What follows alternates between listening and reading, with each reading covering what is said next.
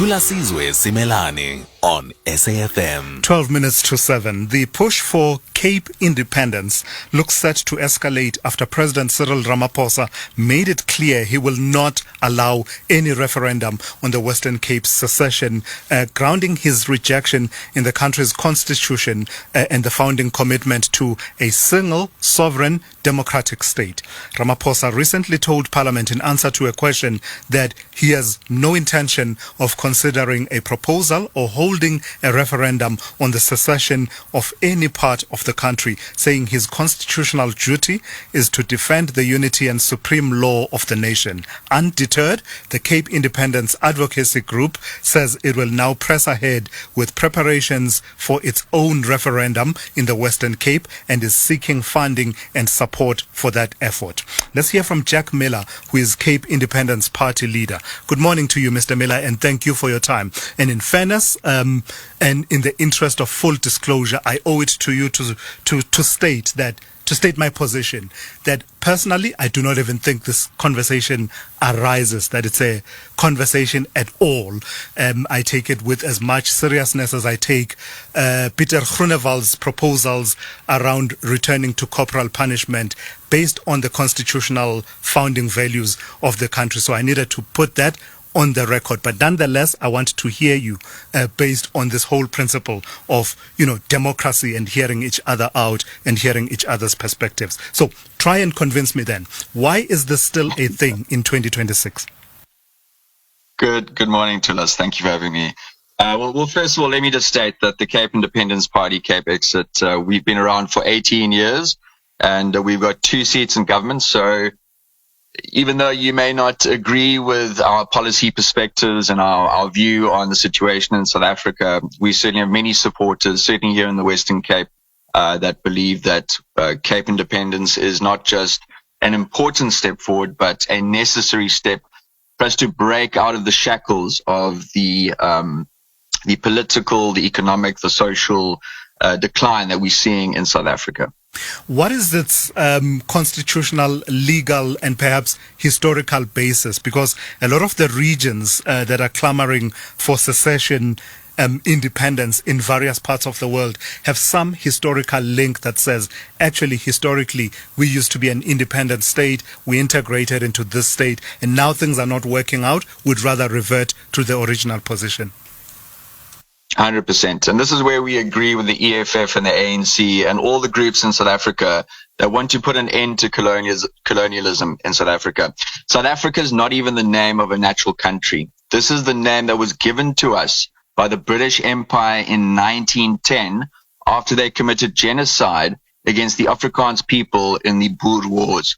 So what we're saying is that the Cape was independent, KwaZulu-Natal was independent, various territories within what we call South Africa today were independent territories prior to 1910. So in fact, all the provinces that we call South Africa today, many of them were self-governing for hundreds of years before the British Empire forced us into this artificial union. So we want to see an end to the British Imperial Union of South Africa, which was forced upon us in 1910. The apartheid government took it over in 1948, and the ANC regime has been pushing it since 1994. So if we want to live peacefully and successfully together as different cultural groups living in the southern tip of Africa, we believe that self-determination is something that not just the Western Cape should pursue, but the different provinces of the country. Why do you invoke the idea of different cultural groups? Why does that matter in this context? Is it premised on any notion that an independent Cape would have that element of different cultural groups and how they would live in relation to that? Well, this is just a natural part of the formation of a country. So look at 2 independent countries within South Africa. Lesotho is majority Sotho culture. Iswati or Swaziland is majority Swazi culture. You look at KwaZulu-Natal as a province, is predominantly Zulu culture. The Eastern Cape, predominantly Xhosa culture. So here in the Cape, yes, we have a unique culture that has existed for hundreds, in fact, thousands of years. So culture is an important part of it. However, we have many other reasons on top of culture why the Western Cape should be an independent country. I mean, first of all, economically, the Western Cape pays 325 billion rand to the ANC-controlled national government on an annual basis. We get back 70 billion rand. If we were an independent country, we could cut our taxes in half and still have double the amount of money for schools, for hospitals, for policing, for infrastructure, etc. And what is that unique culture? And I appreciate the other factors you mentioned. What is that unique culture of the Western Cape that you say would be predominant if it were to be independent?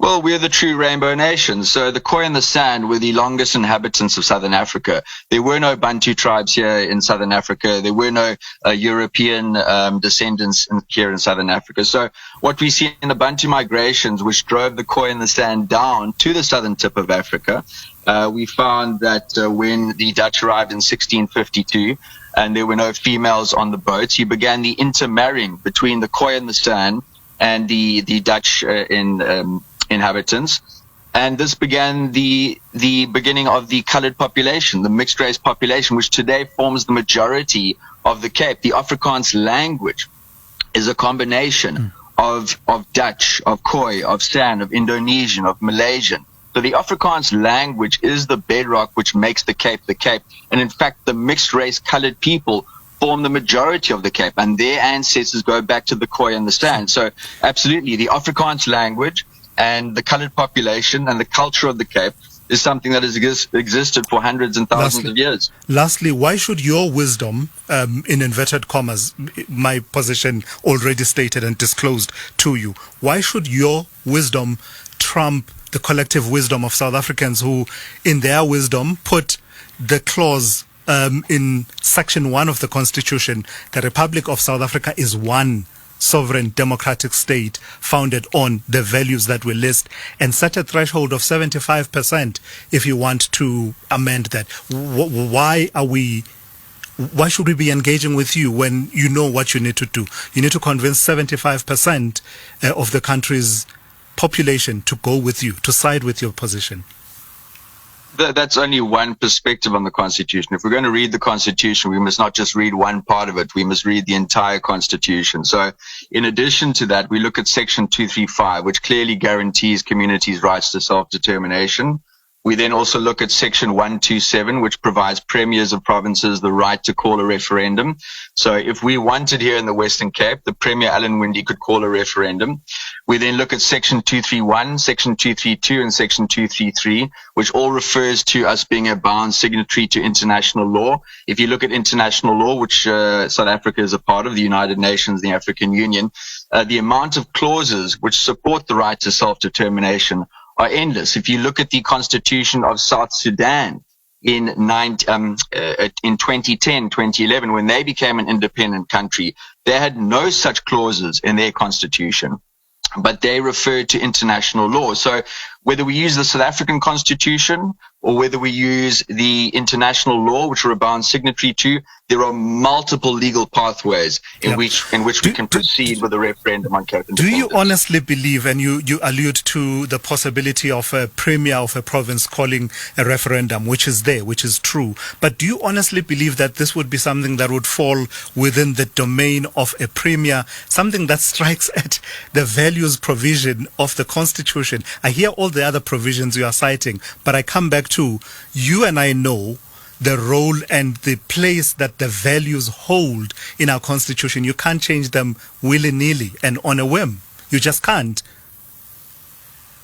You can't change the values. Is this what you're saying? Yes. You can, but 75% majority, supporting the majority of 6 out of the 9 provinces in the National Council of Provinces. And I'm saying that's a tall order. And you raising the specter of a premier like Alan Winde calling a referendum, or you yourself saying that you will have a referendum of your own, just it doesn't tally with the realities, the constitutional realities. Well, as I mentioned before, there are various legal pathways to achieve a referendum. So we don't believe that the 2/3 of other provinces is a requirement. In fact, when you look at Brexit wanting to break away from the European Union, The Germans and the French tried something similar. They said, no, Britain's not allowed to leave the European Union. They need to have the consent of the other parties in the EU. And that wasn't the case. So, there's various different perspectives on this. But with regards to values, you talk about values in the Constitution. Well, so racial equality is a founding principle and value in the South African Constitution. And in fact, one of the reasons we want the Western Cape to be an independent country is because we don't believe that racial equality is the situation that we have here in South Africa. The Western Cape is a true rainbow nation. We're the most racially and ethnically diverse, and we believe that everyone should be equal before the law, not the current situation under this incredibly racist ANC government. All right, Jack Miller, thank you for that. I've heard you out. Thank you for sharing your perspectives. That's Jack Miller, who is the Cape Independence Party leader, just reflecting on a conversation that has again come to the fore in light of President Cyril Ramaphosa recently answering a question about it in Parliament.